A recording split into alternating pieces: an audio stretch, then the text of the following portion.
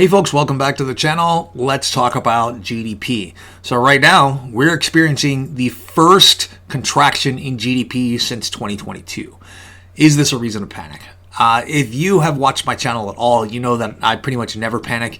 But I do want to point out that this reading of GDP is not a great indicator as far as where the economy is going. Now, I have not made my pessimism about the U.S. economy a secret, but this reporting of GDP is definitely not a reason to say that everything is going to hell in a handbasket.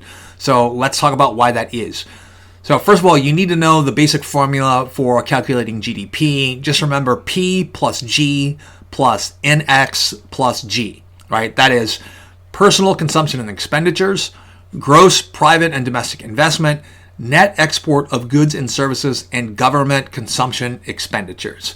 So let's talk about those numbers right here on my screen.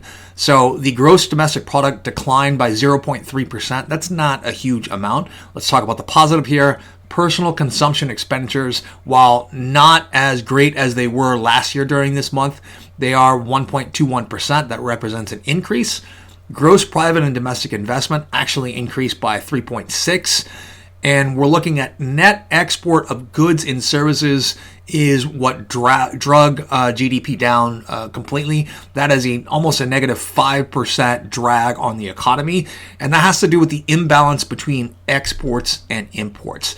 Imports to the U.S. from other countries were up 5.03%.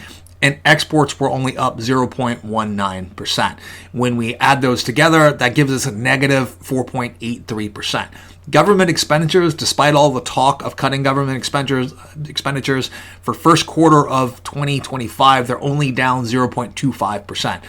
So the vast majority of what is dragging the calculation of our GDP down is that difference between that net difference between imports and exports. So at this point, if you feel like the economy is bad, you need to know that we're not even feeling the effects of the negative economy. And because people pulled so much inventory forward in anticipation of tariffs, we haven't seen rising prices yet. As that inventory gets used up and starts to get bought, we're going to see that it's going to get a little bit more expensive to restock those shelves. And that's when we start to see the real effects of tariffs trickle in. Remember, this data is from first quarter of 2025, meaning that up until January 20th, that was the Biden administration. After that, that was the Trump administration. We haven't really seen the effects of tariffs yet in terms of inventory. But if you watched my video yesterday on shipping volumes, you know that shipping volumes are down 20 to 35%, depending on which port you're looking at, beginning in the next couple of weeks. So we're not going to know the complete picture really until we see the report of second quarter GDP. And even then, it's going to be like third quarter report of GDP where we start to get a clearer picture of where the economy is actually starting to fall apart.